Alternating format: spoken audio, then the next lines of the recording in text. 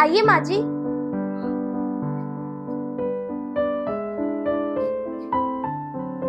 इसीलिए जाने का मन नहीं करता है। आपकी माँ भी आ गई मेरे साथ। आप ही तो बोले थे चली जाओ, घूम आओ, सबसे मिल आओ।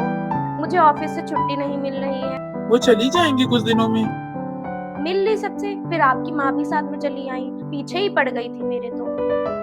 देखती हूँ कितने दिन बाद जाती हैं।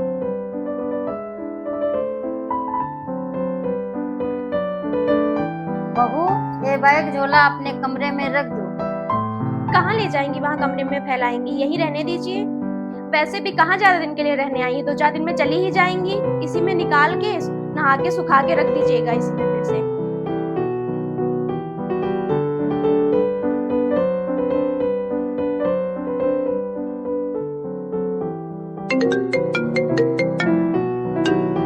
माँ जी, फोन मेरा बज रहा है, बेचैनी आपको क्यों हो रही है? रुकिए मैं देखती हूँ किसका फोन आ रहा है।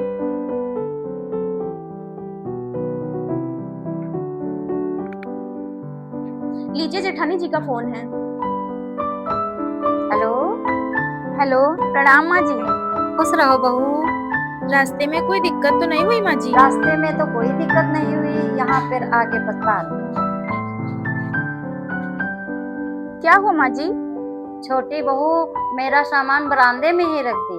सीधे सीधे बोल रही है 3-4 दिन में जाना ही है, इसीलिए सामान बाहर ही रखो। बता रही हूँ बड़ी बहू तुमसे। ये वहाँ जाके मीठा मीठा बोलती है और तुमसे भी अच्छे से बोलती। यहाँ आके इसका व्यवहार ही बदल गया।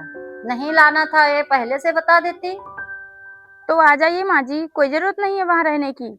अकेले नहीं आ पाऊंगी बड़ी बहू। ठीक है माँ जी, आज दिन रुक जाइए, कल सुबह ही भेजती हूँ इनको लाने के लिए। ठीक है बड़ी बहू, तुम ही लगाओगी हमारे जीवन की नैया पार। सास बनने का सुख तुमसे ही मिलने वाला है बड़ी बहू। मेरी गलत फहमी दूर हो गई यहाँ आके। बस भी करिए माँ जी, तारीफ करना बंद कर दीजिए अब। तारीफ नहीं कर रही बहू, सच्चाई बता रही हूँ। बहुत कह रही थी ना तुम्हें, छोटी बहू समझदार है, पढ़ी लिखी है, इस तरह गवार नहीं है। इसी की पढ़ाई लिखाई इसी को मुबारक। भेज देना सुबह बेटे को, मैं आ जाऊंगी। चलो, जो होता है अच्छे के लिए होता है। कम से कम इसी बहाने माँ जी गंवार बहू की तो इज्जत करने लगी।